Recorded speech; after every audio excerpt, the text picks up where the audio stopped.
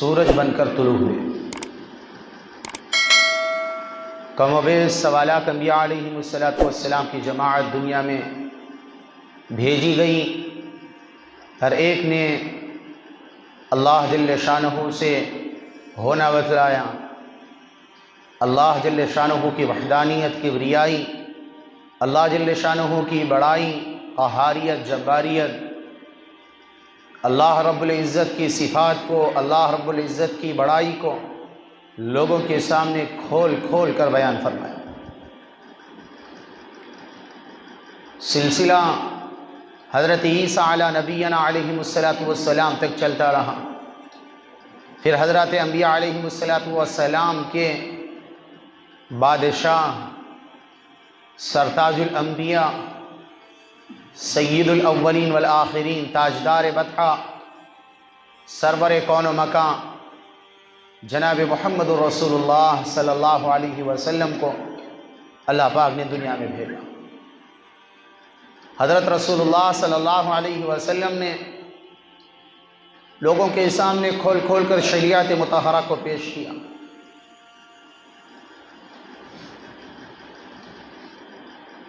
صحابہ اکرام کے مجمع تیار کیا، صحابہ اکرام کی ایسی عظیم الشان جماعت تیار کی گئی کہ جنہوں نے دین حق کے لیے تن من دھن کی بازیاں لگائی، دین کو پھیلانے کے لیے ایسی قربانیاں پیش کی، تاریخ انسانیت اس کی نظیر نہیں پیش کر سکتی۔ حضرات صحابہ اکرام نے ایسی ایسی قربانیاں دی ہیں، دین کے پھیلنے پھولنے کا ذریعہ بنے، اور اللہ کے نبی حضرت رسول اللہ صلی اللہ علیہ وسلم نے حضرات صحابہ کی شان میں چند جملے ارشاد فرمائے: اصحابی کالنجوم بأیہم اقتدیتم اہتدیتم، کہ میرے صحابہ ستاروں کے مانند ہیں، جس کسی کی بھی اتباع کرو گے کامیابی اور کامرانی تمہارے قدم چومے گی، ستاروں کے مانند ہیں۔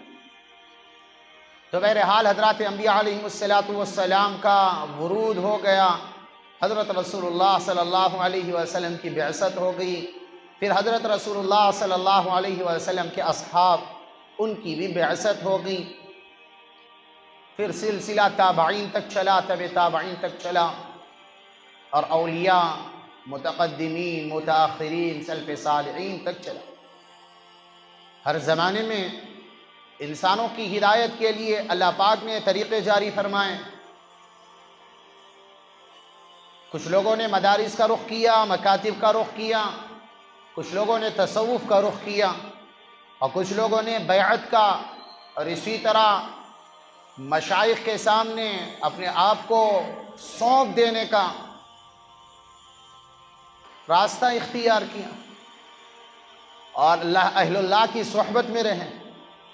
کیوں؟ اہل اللہ ایسے ہوتے ہیں جو اللہ کے دوست ہوتے ہیں، اور ان کو کوئی غم نہیں ہوتا، کوئی فکر لاحق نہیں ہوتی۔ بہت بڑے اللہ والے گزرے، بڑے بڑے اللہ والوں کا ورود مسعود ہوا دنیا کے اندر، لوگوں کی ہدایت کے لیے انہوں نے اللہ سے جوڑنے کے لیے بہت سارے طریقے رائج کیے، سلسلے سہروردیہ اور چشتیہ، نقشبندیہ،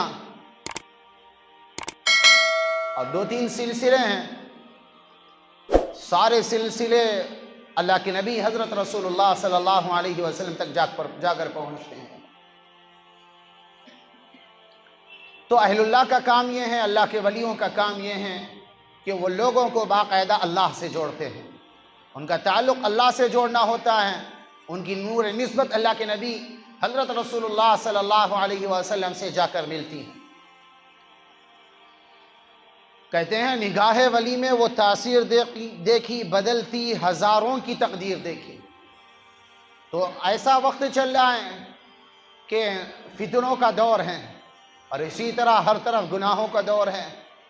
آنکھ اٹھاؤ تو آنکھ صحیح سالم واپس آئے نہ آئے یہ نہیں معلوم ہے، نگاہ اٹھی تو ایمان والی نگاہ ہوگی یا شیطان والی نگاہ ہوگی، یہ انسان کو نہیں پتہ ہے۔ جدھر بھی رخ کرو شیطانی وساوس، شیطانی پوسٹر، اور اسی طرح ننگی عورتوں کی تصویریں، ہر طرف زنانہ، اور اسی طرح زیب و زینت کی چیزیں، لگائی گئی ہیں۔ تو ایسے حالات میں ضرورت اس بات کی ہے کہ کسی اللہ والے سے ہمارا تعلق پیدا ہو جائے، جو ہماری زندگی میں وہ تصرف کریں، ہم اس کے تابع ہو جائیں، وہ جو بات کہے اس کی بات پر عمل کریں، تاکہ وہ ہمارا تعلق اللہ سے جوڑ دے۔ اللہ والوں کا کام یہی ہوتا ہے کہ وہ بندے کو اللہ سے جوڑنے کی فکر کرتے ہیں۔ حالات بڑے نازک ہیں، ایسے وقت میں اپنے آپ کو کسی اللہ والے کے سامنے سونپ دینا، اللہ والوں کی مجالس میں بیٹھنے کا عادی بنانا، اور اسی طرح نیک مجلسوں میں بیٹھنے کا عادی بنانا، ضرورت ہے اس بات۔ عزائم کریں، ارادے کریں کہ انشاءاللہ جس شیخ سے بھی بیعت کریں گے، جس شیخ سے بھی تصوف کی لائن سے اپنا ہاتھ ان کے ہاتھ میں دیں گے، صحیح معنوں میں ان کے ہو کر رہیں گے۔ تو دوستو بزرگوں، نگاہ ولی کی وہ تاثیر ہوتی ہے کہ بدلتی ہزاروں کی تقدیر ہوتی ہے۔ اللہ کے نبی حضرت رسول اللہ صلی اللہ علیہ وسلم نبوت کا زمانہ ملا، تقریباً 13 سالہ زندگی گزر گئی۔ مکہ والی زندگی 13 سالی گزری، نبوت والی۔ تو کہتے ہیں مدینے سے قافلہ چلا، مکہ مکرمہ آیا، اللہ کے نبی حضرت رسول اللہ صلی اللہ علیہ وسلم سے بیعت ہوا، اور انہوں نے ایک استاد مانگا، ایک شیخ مانگا جو انہیں راہ حق دکھا سکے، انہیں دین اسلام کی دعوت دے سکے، انہیں اسلام کے ارکان سکھا سکے، انہیں دین حق کو اور شریعت کو کھول کر بیان کر سکے اور صحیح دین کی رہنمائی کر سکے۔ تو حضرت رسول اللہ صلی اللہ علیہ وسلم نے حضرت مصعب بن عمیر رضی اللہ عنہ کو باقاعدہ مدینے کی طرف بھیج دیا، مدینے کے لوگوں کے ساتھ بھیج دیا۔ مدینے کے ہر گھر میں، چپے چپے میں، گلی کوچوں میں ایک ہی آواز آتی ہے کہ جی مکہ سے ایک آیا ہے استاد بن کے، مکہ سے آئے ہیں ایک استاد بن کے، ولی ہیں، وہ ان کی مجلس میں جو بھی جاتا ہے وہ اللہ والا بن جاتا ہے، وہ پرانی مذاہب کو اور شرک و بت پرستی کو چھوڑ کر یکتائیت پر، وحدانیت پر وہ ٹک جاتا ہے۔ ہر طرف چرچا ہونے لگا، گلی کوچوں میں، گھروں میں، آنگنوں میں، ہر طرف۔ تو کہتے ہیں حضرت سعد بن معاذ رضی اللہ عنہ مدینے کے چودھری تھے، مدینے کے سردار تھے، ان کو خطرہ لاحق ہوا کہ بھئی مکے سے یہ آدمی آیا ہے، کہیں یہ اپنا بڑا قافلہ نہ بنا لے اور میری چودراہٹ اور میری سرداری نہ چلی جائے۔ تو انہوں نے اپنے چچا زاد بھائی حضرت اسید بن حضیر رضی اللہ عنہ کو، جو اس وقت تک مسلمان نہیں ہوئے تھے، ان کو بھیجا کہ جاؤ تحقیق کر کے آؤ یہ کون ہے آدمی ہے۔ تو کہتے ہیں حضرت اسید بن حضیر رضی اللہ عنہ حضرت مصعب بن عمیر رضی اللہ عنہ سے ملاقات کے لے گئے کہ دیکھ کے آتے ہیں کون ہے۔ ایک چہرے کے ساتھ گئے تھے، اب جا کے دیکھا، جیسے ہی حضرت مصعب بن عمیر رضی اللہ عنہ کو دیکھا، چہرہ دیکھا ایمان والے کا، چہرہ دیکھا اللہ والے کا، چہرہ دیکھا نبی کے صحابی کا، چہرہ دیکھا اس آدمی کا کہ جس کو اللہ کے نبی کی زیارت نصیب ہوئی ہو، جس کی آنکھیں اللہ کے نبی صلی اللہ علیہ وسلم کے دیدار سے سرشار ہوئی ہوں، جس کو اللہ کے نبی نے معلم بنا کر بھیجا، استاد بنا کر بھیجا۔ اس شخص کے چہرے کو دیکھا، چہرے کو دیکھتے ہی دل میں ایمان اتر گیا اور کہنے لگے کہ یہ جھوٹے کا چہرہ نہیں ہو سکتا، فوراً کلمہ پڑھ لیا اور نبی کی غلامی میں اور نبی کی معیت میں اور اللہ اور اس کے رسول کی محبت میں ڈوب گئے، فوراً غلامی میں آگے اللہ کے نبی کی، اور لا الہ الا اللہ محمد الرسول اللہ کلمہ پڑھ لیا۔ اب واپس آ رہے ہیں، اب دور سے ہی حضرت سعد بن معاذ رضی اللہ عنہ اس وقت تک مسلمان نہیں ہوئے تھے، اپنے چچا زاد بھائی کے چہرے کو دیکھ کر کہہ رہے ہیں کہ بھائیو، قافلہ والوں سے کہہ رہے ہیں، قبیلے والوں سے، یہ اسید جس چہرے کے ساتھ گیا ہے مجھے لگتا ہے کہ یہ وہ چہرہ نہیں ہے جو ہمارے پاس اٹھ کر گیا ہے، اس کا چہرہ بدل چکا ہے۔ لَقَدْ جَاءَكُمْ أُسَيْدٌ بِوَجْهِهِ الَّذِي، اسید اس چہرے کے ساتھ گئے تھے جس چہرے کے ساتھ وہ واپس نہیں آ رہے ہیں۔ بھائیو، نگاہ ولی میں وہ تاثیر دیکھی، بدلتی ہزاروں کی تقدیر دیکھی۔ بس ایک کرم کی بات ہے، اللہ والوں کو دیکھنا یہ عبادت کے قبیل سے ہے. کیا معلوم کس اللہ والے کے چہرے میں وہ نورانیت چھپی ہوئی ہو کہ تمہاری زندگی کے فیصلے ہو جائیں. اس لیے باقاعدہ اللہ والوں سے دعائیں کرائیں، اپنی زندگی کی حاجتیں اور ضرورتیں اللہ سے باقاعدہ ان سے دعا کرا کے پوری کروائیں. بادشاہ گزرا ہے سلطان محمود غزنوی رحمۃ اللہ علیہ، نام تو سنا ہوگا، بڑے پائے کے بزرگ ہیں اور بڑے اللہ والوں میں ان کا شمار ہوتا ہے. اور اسی طرح حکومت و سلطنت تختہ دار پر اللہ پاک نے ان کو بٹھایا تھا. بڑے سلطان نام ہی دے دیا تھا، سلطان محمود غزنوی رحمۃ اللہ علیہ. کہتے ہیں کہ ایک مندر پر انہوں نے حملہ کیا، 15 سے 17 مرتبہ حملے کیے، ناکام ہو رہے ہیں، فتح ہی نہیں حاصل ہو رہی ہے، مندر کو فتح ہی نہیں کر رہے ہیں. تو کہتے ہیں کسی آدمی نے، کسی مشورہ دینے والے نے کہا کہ بھئی تمہاری بساط کی نہیں ہے، کسی اللہ والے کے پاس جا کے ان سے دعا کی درخواست کرو، ان سے دعا کے لیے کہو تاکہ تمہاری اللہ پاک تمہیں فتح نصیب فرمائیں. تو کہتے ہیں اس وقت سب سے بڑے ایک ولی گزرے ہیں جو سلسلہ نقشبندیہ کے ولی ہیں، خواجہ ابو الحسن خرقانی رحمۃ اللہ علیہ، نقشبندیہ سلسلے کے بڑے بزرگوں میں شمار ہوتا. ان کی ولایت کا اس وقت ڈنکا بجتا تھا، سارے علماء صلحاء ان سے بیعت ہوتے تھے. تو بادشاہ نے ارادہ کر لیا، سلطان محمود غزنوی نے، کہ جا کے حضرت سے دعا کرواؤں گا. اب گئے ہیں دربان، آ کر جیسے ہی ان کے خانقاہ کے گیٹ کے پاس گئے تو اس وقت صفائی چل رہی تھی اور حضرت نے کھجلی ہو رہی تھی، تو ایک خادم ان کی جوئیں نکال رہا تھا یا خشکی نکال رہا تھا. حضرت لیٹے ہوئے ہیں، بیٹھے ہوئے ہیں، لیٹے ہوئے ہیں، تو خشکی نکال رہا. تو جیسے ہی خادم نے دیکھا کہ وقت کا بادشاہ آیا ہوا ہے، اور سیدھا حضرت کے پاس دوڑے ہوئے گئے کہ حضرت وقت کا بادشاہ آیا ہوا ہے، سلطان محمود غزنوی. تو حضرت رحمۃ اللہ علیہ نے کہا کہ بھئی تم ایسی بات سنا رہے ہو جیسا پتہ نہیں دنیا میں کیا ہو رہا، بادشاہی تو ہے، استغنا اللہ والوں کے پاس ہوتا ہے. جی دنیا کے پجاری، نوٹوں کے پجاری، اور اسی طرح دنیا پر مر مٹنے والے دنیا داروں کے پاس استغنا نصیب نہیں ہوتا. استغنا تو اللہ والوں کے پاس ہوتا ہے. وہ وقت کا حاکم ہو، وہ وقت کا بادشاہ ہو، وہ وقت کا چودھری ہو، وہ وقت کا پی ایم ہو، وہ وقت کا ایم پی ہو، لیکن اللہ والے ہوتے ہیں. وہ ہدایت کے چراغ بن کر اللہ پاک ان کو طلوع فرماتا ہے. کہ وقت کا بادشاہ ہی تو ہے، کوئی اور دوسرا نہیں ہے. سلطان محمود غزنوی رحمۃ اللہ علیہ سیدھا حضرت خواجہ ابو الحسن خرقانی رحمۃ اللہ علیہ کے دربار میں پہنچے اور انہوں نے ہدیہ پیش کیا، کچھ درہم اور دنانیر پیش کیے کہ حضرت میرے طرح سے آپ کے لیے تحفہ ہے. تو کہتے ہیں تھوڑی دیر بات چیت ہوئی تو حضرت نے ان کے مہمان نوازی کے لیے خادم سے پوچھا کہ بھائی کچھ ہے کھانے کے لیے؟ کہا کہ کچھ. جب تلاش کیا گیا تو سوکھی روٹی پڑی ہوئی تھی.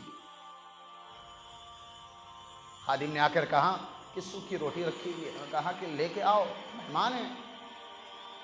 اب سوکھی روٹی لا کے رکھ رہے ہیں تو بادشاہ نے لقمہ اٹھایا اور چبایا، اس کو نگلنا چاہا، نگلنا نہیں جا رہا، اتنا سخت لقمہ تھا، نگلا نہیں جا رہا. تو حضرت خواجہ ابو الحسن خرقانی رحمۃ اللہ نے پوچھا کہ بھائی کیا بات ہے، نگلا نہیں جا رہا؟ انہوں نے کہا نہیں نگلا جا رہا حضرت جی، یہ بڑا سخت ہے، بڑا کٹھن ہے، بہت سخت ہے روٹی، نگلا نہیں جا رہا، سوکھی روٹی ہے. اور کہا کہ جس طرح تمہارے حلق سے یہ لقمہ نیچے نہیں اترتا، اسی طرح یہ جو درہم اور دنانیر کی جو تھیلی دی ہے وہ ہمارے حلق سے نیچے نہیں اترتی. اللہ والے ہوتے ہیں. پھر اس کے بعد انہوں نے حضرت خواجہ ابو الحسن خرقانی رحمۃ اللہ علیہ سے عرض گزارش ہوئی کہ حضرت جی میرا آنے کا مقصد یہ ہے کہ میں ایک مندر کو فتح کرنا چاہتا ہوں. 15 سے 17 مرتبہ میں نے حملہ کیا ہے، 15 سے 17 مرتبہ میں نے جنگیں کی ہیں، میں اس کو فتح نہیں کر سکا. آپ دعا کر دیں کہ اللہ پاک مسلمانوں کو فتح نصیب فرما دے.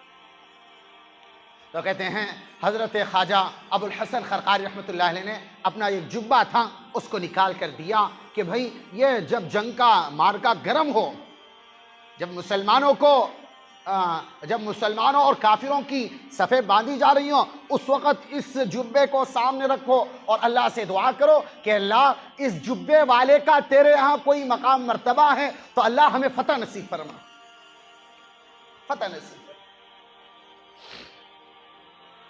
ٹھیک ہے، پھر اس کے بعد انہوں نے خواجہ ابو الحسن خرقانی رحمۃ اللہ نے اجازت دے دی، بادشاہ نے وہ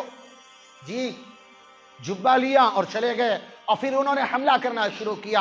مسلمانوں کی فوجیں اور کافروں کی فوجیں مٹبھیڑ ہوئی تو سامنے رکھا اور دعا مانگی کہ اللہ مجھے اس مندر کا فاتح بنا دے، اس مندر کو اللہ مسلمانوں کے لیے باقاعدہ فتح نصیب فرما۔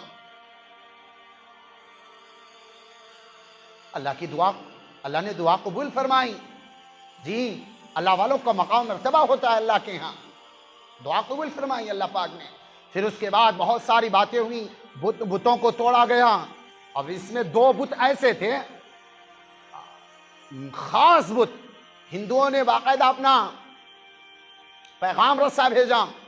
سلطان محمود غزنوی رحمۃ اللہ علیہ بیٹھے ہوئے آ کے کہتا ہے کہ سارے بت آپ نے توڑ دیے ہیں، وہ 2 بت ہیں ان کو ہم نہ توڑو، ہماری ہندوؤں کی طرف سے گزارش ہے کہ بتوں کی جتنا بھی وزن ہے اتنا ہم بھر کے سونا دیں گے، ہم بھر کے سونا دیں گے۔ کیا بات ہے، ہاں کہ ہم بھر کے سونا دیں گے۔ تو حضرت سلطان محمود غزنوی رحمۃ اللہ نے کہا نہیں، تاریخ کے اوراق میں کہیں یہ نہ لکھ دیا جائے سلطان محمود غزنوی کے بارے میں کہ یہ تو بت فروش تھا، بت شکن نہیں تھا۔ توڑ دیا تو اللہ رب العزت کا کرنا ایسا ہوا، ان بتوں کے اندر سے ایسے قیمتی ہیرے نکلے جو کہتے ہیں اس زمانے میں ان ہیروں کی کوئی مثال ہی نہیں تھی۔ وہ سونے اور چاندی کے سکے اس کے سامنے، ان ہیروں کے سامنے کوئی معنی ہی نہیں رکھتے تھے۔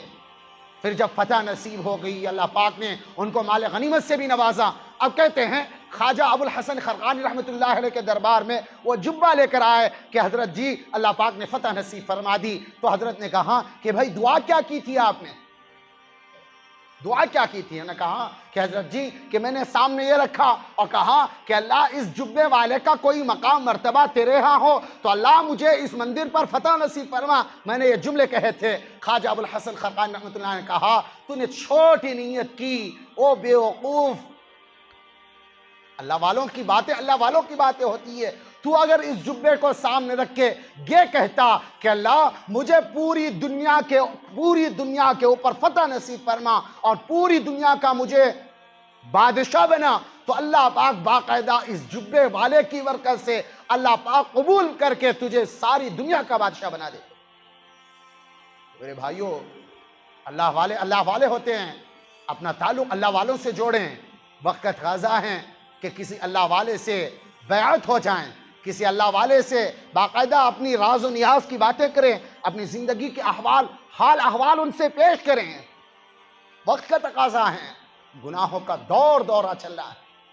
ہم کیا سوچتے ہیں کہ بھائی کامیاب ہونا ہمارے لوگوں کی بس کی بات نہیں ہے، ہم نٹے چپٹے ہیں، ہمیں دین کے احکامات پورے کرنے میں پریشانی ہوتی ہے۔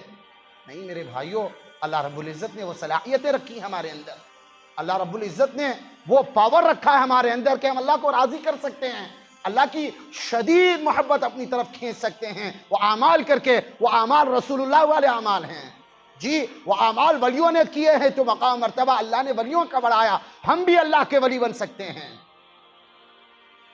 ایک ولی گزرے ہیں خواجہ بختیار کاکی رحمۃ اللہ علیہ، نام سنا ہوگا، دلی میں حضرت کا مزار ہے۔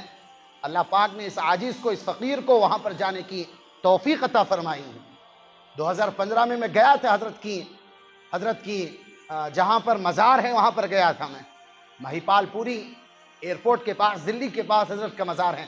خواجہ قطب الدین بختیار کاکی رحمۃ اللہ علیہ وقت کا بڑا امام، وقت کا بڑا ولی ہے، اب مرض الوفات میں مبتلا ہیں، وصیت نامہ لکھوایا، مرنے سے پہلے وصیت لکھوا رہے ہیں، بڑے اللہ والے ہیں کہ میرا جنازہ 4 وصیتیں لکھی اور انتقال ہو گیا کہ وہ آدمی پڑھائے گا۔ اب کہتے ہیں جنازہ لایا گیا، وقت کے بڑے بڑے علماء، وقت کے بڑے بڑے صوفیہ، وقت کے بڑے بڑے محدث، ریل گاڑی اور اسی طرح ہوائی جہاز، موٹر سائیکل، اس وقت کوئی چیز نہیں تھی، اس وقت ہزاروں لاکھوں کا مجمع۔ مناظر حسن گیلانی رحمۃ اللہ علیہ نے باقاعدہ خواجہ قطب الدین بختیار کاکی رحمۃ اللہ علیہ کے جنازے کی کیفیت بیان فرمائی کہ 15,000 محدث حضرت خواجہ قطب الدین کاکی رحمۃ اللہ علیہ کے باقاعدہ جنازے میں شریک تھے۔ 50,000 قاری، جی 80,000 ناظرہ قرآن پڑھنے والے، کتنے ہزار کا مجمع ہوگا، کتنے لاکھوں کا مجمع ہوگا۔ عام آدمی الگ بات ہے، علماء کی جماعت، قراء کی جماعت، محدثین کی جماعت خواجہ قطب الدین بختیار کاکی رحمۃ اللہ علیہ کے جنازے میں شریک ہیں۔ صبح جنازہ لایا گیا تو کہتے ہیں ایک اندر جیسے ہی جنازہ لا گیا، صفیں باندھی گئیں، صفیں باندھی گئیں، وصیت نامہ ان کا خادم لے کر آیا، جی حضرت کی چند وصیتیں ہیں، اب کھول کے پڑھ رہے ہیں۔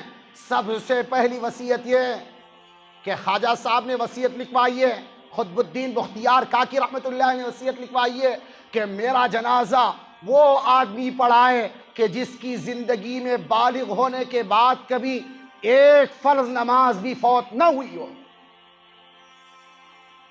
سب سے پہلی شرط۔ اور دوسری شرط یہ ہے کہ زندگی میں بالغ ہونے کے بعد وہ آدمی جنازے کی نماز پڑھائے میری جس کی تہجد کی نماز تک فوت نہیں ہوئی ہو۔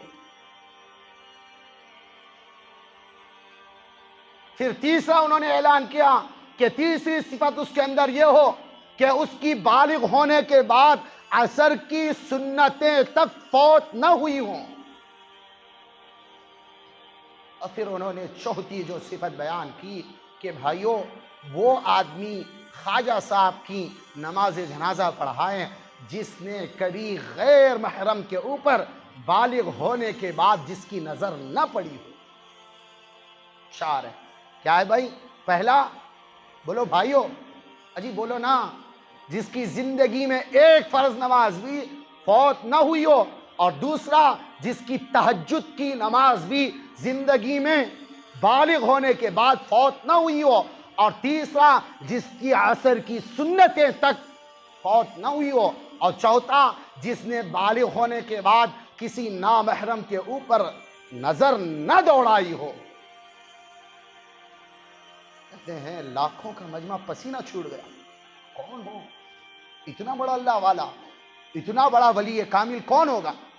صبح اعلان ہو رہا ہے، صبح سے مجمع میں محدثین کھڑے ہوئے 15,000، مجمع میں قاری قراء کھڑے ہوئے ہیں 50,000، 80,000 ناظرہ قرآن پڑھنے والے کھڑے ہوئے ہیں۔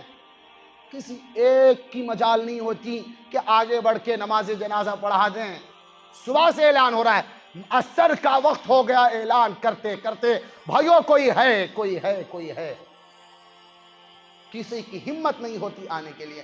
جب عصر کی اذان ہو گئی، مجمع بڑا پریشان، کوئی نہیں ہے، کوئی نہیں ہے، تو کہتے ہیں ایک آدمی اپنے ماتھے کے اوپر جی نقاب اوڑھ کے آئے، نقاب اوڑھ کے آنے کے بعد خواجہ صاحب کا جنازہ رکھا ہوا ہے اور منہ بندھا ہوا ہے، چہرے کے اوپر کپڑا ڈالا ہوا ہے، چہرے سے کپڑا ہٹا کے کہتے ہیں او خواجہ وہ اللہ والے، تجھے کیا ملا میرا راز فاش کرنے کی؟ اللہ کی عزت اور جلال کی قسم، میرے علاوہ، میرے اللہ کے علاوہ، اور اے خواجہ تیرے علاوہ کسی کو میرا راز، کسی کو میرے راز کے بارے میں پتہ نہیں تھا۔ خواجہ تجھے کیا ملا؟ مرتے وقت، جنازے کے وقت تیرا جنازہ ہو گیا ہے اور مجھے لوگوں کے سامنے تو نے ظاہر کر دیا، کیا ملا خواجہ؟ اور مجمع کے سامنے قسم کھائی اور کہا اللہ کی عزت اور جلال کی قسم، میں نے بالغ ہونے کے بعد ایک فرض نماز نہیں چھوڑی ہے، ایک تہجد نہیں چکائی، ایک مرتبہ بھی عصر کی سنتیں نہیں چھوڑی، اور ایک مرتبہ بھی میں نے کسی نامحرم کی طرف آنکھ اٹھا کر نہیں دیکھا ہے۔ اور اپنا جو چہرہ تھا نقاب ہٹایا لوگوں نے دیکھا، ہم کیا سوچتے ہیں؟ وقت کا بڑا اللہ والا ہوگا، وقت کا بڑا پیر ہوگا، وقت کا بڑا شیخ ہوگا، وقت کا بڑا محدث ہوگا، وقت کا بڑا فقیہ ہوگا، وقت کا کوئی بڑا علامۃ الدہر ہوگا. ہماری سوچ میں ہے. نہیں نہیں میرے دوستو بزرگوں، باقاعدہ تاریخ کے اوراق میں لکھا ہوا ہے، اس وقت کا دلی کے تخت پر جس بادشاہ کو بٹھایا گیا، جس بادشاہ نے کرسی سنبھالی ہوئی تھی، ہندوستان کی بادشاہت جس آدمی کے پاس تھی، وہ بادشاہ وہاں پر کھڑا ہوا ہے اور اپنے چہرے سے نقاب اٹھاتا ہے اور کہتا ہے میں ہوں شمس الدین التمش، جس کی ایک نماز بھی، تہجد بھی اور عصر کی نماز بھی اور غیر محرم کی طرف نگاہ نہیں اٹھی ہے. تو یہ کیا ہیں؟ یہ اللہ والوں سے بیعت ہونا ہے. جی ان کا تعلق اللہ والوں سے تھا، ان کا تعلق وقت کے ولیوں سے تھا. انہوں نے باقاعدہ اللہ والوں سے وہ فیض پایا تھا اور نور نسبت اللہ پاک نے ان کو عطا فرمایا تھا اللہ پاک کی نور نسبت. تو میرے بھائیوں، ضرورت اس بات کی ہے کہ ہم بھی اللہ والوں سے بیعت ہوں، ہمارا تعلق بھی اللہ والوں سے ہو. جی یہ ویسے نہیں ملتا، چور اچھکے چمار بھنگن. جی نہ اللہ یاد ہے، نہ رسول اللہ یاد ہے، نہ یہ یاد کہ کیوں بھیجے گئے ہیں. میرے بھائیوں، اس سے فیض نہیں ملتا، اللہ والوں کی اولادوں تک کو نہیں ملتا. ایک شیخ گزرے ہیں یو پی کے علاقے کے، شیخ عبد القدوس گنگوہی رحمۃ اللہ علیہ، بہت کے بڑے اللہ والے، چشتیہ سلسلے کے بزرگ ہیں. چشتیہ سلسلے کے بزرگ اتنے بڑے اللہ والے کہ زمانہ ان کی ولایت کا باقاعدہ معترف ہے. اللہ والے کہتے ہیں انتقال ہو گیا، اب ان کی نور نسبت جو بھی ان سے لے کر جاتے تھے انہوں نے فیض پایا، خاندان کوڑا ہو گیا. اب کہتے ہیں ان کے پوتے شیخ ابو سعید گنگوہی رحمۃ اللہ علیہ، بڑی جوانی ہے، بھری جوانی ہے، موج مستی والی زندگی گزر رہی ہے. ان کو یہ بھی پتہ نہیں کہ میرے دادا اتنی بڑی ولایت میں تھے. میرے دادے کے گھرانے میں، میری دادے کی چوکھٹ پر صلحاء اور متقی لوگ پہرا دیتے تھے آ کے، ان کو یہ بھی نہیں پتہ. اب کہتے ہیں حضرت شیخ عبد القدوس گنگوہی رحمۃ اللہ علیہ کے جو پوتے ہیں وہ راستے میں جا رہے تھے تو موج مستی تھی، اکڑ تھی، گھمنڈ تھا. جاتے جاتے ایک عورت چرخا کہتے ہیں جی، کپڑا بوند رہی ہے، دھاگے کے ساتھ کپڑا بنا رہی ہے، تو جاتے جاتے اس عورت کے لات مار دی. تو بڑے خاندان سے تھے، اس عورت نے کچھ نہیں کہا، صرف جاتے جاتے اس عورت نے پیچھے سے چند جملے کہیں کہ ان اولادوں کو کیا ہو گیا کہ جن کے گھر سے بڑی دولت لوگوں سے تقسیم ہوتی تھی، نور نسبت تقسیم ہوتا تھا، ان کی اولادوں کو کیا ہو گیا ہے؟ وہ ختم ہو گیا ساری چیز. چوٹ لگی، ہمارے گھر سے فیض ہوتا تھا، ہمارے گھر سے نور نسبت تقسیم ہوتا تھا، کیا بات. پھر کہتے ہیں حضرت ابو سعید رحمۃ اللہ علیہ نوجوان کی حالت میں اپنے ماں سے آ کے پوچھتے ہیں، اور ایک روایت میں ایک کتاب میں لکھا ہوا اپنی دادی سے آ کر پوچھتے ہیں کہ دادی اپنے باپ اپنے شوہر کا اور ہمارے دادے کا حال بیان کرو، کیا بات ہے. انہوں نے کہا کہ وہ تو بڑے اللہ والے تھے، تمہیں اس سے کیا نسبت ہے؟ کہا کہ میں وہ نسبت پانا چاہتا ہوں، مجھے وہ نسبت چاہیے، مجھے ضرورت ہے وہ نسبت لوں میں. اور کہا دادی سے پوچھنے لگے کہ وہ نسبت کہاں ملے گی؟ اور کہا وہ خلفاء لے کے چلے گئے. اب اس زمانے میں ان کی دادی کہنے لگی وہ نسبت عروج پر چل رہی ہے حضرت خواجہ نظام الدین بلخی رحمۃ اللہ علیہ کے پاس. بلخ افغانستان کا علاقہ ہے. کہا ارادہ کر لیا جانا ہے، اپنے گھر والوں کو کہہ دیا، ماں باپ کو کہہ دیا، دادی کو کہہ دیا، خاندان والوں کو کہہ دیا جا رہا ہوں. اب یہاں سے ہندوستان سے پیدل سفر کر کے جا رہے ہیں. سیدھا چلے گئے، چلتے چلتے چلتے ایک پیغام بھیجا کہ شیخ کا پوتا آ رہا ہے. اب یہ کہتے ہیں خواجہ نظام الدین بلخی رحمۃ اللہ علیہ اپنے شیخ کا پوتا ہیں، صاحبزادہ ہیں، جی شہزادہ ہیں. اس کے استقبال میں بلخ کے شہر باہر آ کر کھڑے ہو گئے اپنے مریدین کے ساتھ، ہمارے شیخ کا پوتا آ رہا ہے. اب بڑا استقبال کیا، ہاتھ چوما، ماتھا چوما اور سیدھا لے کے گئے گھر۔ کہتے ہیں مرو مسلم بریانی اور بہترین کھانے ان کی ضیافت کی۔ 1 دن 2 دن 3 دن، کہتے ہیں 3 دن، اور بعض کتابوں میں نہیں 1 ہفتہ مکمل ان کی مہمان نوازی کی، ضیافت کی۔ اب جب 8 دن گزر گئے یا 3 دن گزر گئے ہیں تو انہوں نے حضرت خواجہ ابو سعید رحمۃ اللہ علیہ نے نظام الدین بلخی رحمۃ اللہ علیہ سے کہا کہ حضرت جی میں اس ضیافت، یہ کھانے اور پینے اور موج مستی کے لیے نہیں آیا ہوں، میں اس لیے آیا ہوں کہ وہ جو نور نسبت ہے، وہ جو ولایت ہے، وہ جو مقام مرتبہ ہمارے دادے سے آپ نے جو لیا ہے، اس فیض کو، اس نور کو میں لینے آیا ہوں۔ تو کہتے ہیں حضرت نظام الدین بلخی رحمۃ اللہ علیہ کا چہرہ بدل گیا، آنکھیں تیور بدل گئے، اور فوراً سخت جملے سے کہا کہ بیٹا وہ ولایت ایسے نہیں ملے گی گدوں پر بیٹھ کر، اور کھانے پینے میں وہ چیز نہیں ملے گی، ہمیں تو اس کے لیے مجاہدے کرنے پڑیں گے۔ فوراً جس گدی پر بٹھایا تھا، اپنی خود کی گدی پر اٹھا دیا، فوراً اٹھ اور جا کے لوگ کہاں بیٹھتے ہیں وہاں بیٹھو۔ اور پھر کہتے ہیں جی ان کو 2-3 نمونے کی گزارا گیا، ان کی جو شیخ نے ان کی باقاعدہ تربیت فرمائی، 2-3 تربیتوں سے گزارا گیا۔ اکڑ بڑا تھی، گھمنڈ بڑا تھا۔ تو کہتے ہیں سب سے پہلے ان کو بیت الخلا صاف کرنے کی، غلاظت اٹھانے کی اور بیت الخلوں کی نگرانی، اور ان کو صاف کرنا، پوچھنا، دھونا، اس کی نگرانی میں لگا دیا۔ کس کو بھائی؟ دادا ولایت کا پہاڑ ہے، دادا نور نسبت کے اوپر براجمان ہے، دادے کا پوتا، اس کا جو مرید ہے، ان سے جو بیعت حاصل ہوا ہے، وہ کہاں پر لگا رہا ہے؟ جی بولو، بیت الخلا صاف کرنے میں لگا رہا ہے۔ دل پر چوٹ لگی، یہ کیا ہو رہا ہے؟ میں تو ایسا ہوں، میں ویسا ہوں، میں ڈبل پیسہ ہوں۔ پھر اس کے بعد کہتے ہیں حضرت وقت زیادہ ہو رہا ہے، پھر میں بات شارٹ کٹ کر دیتا ہوں۔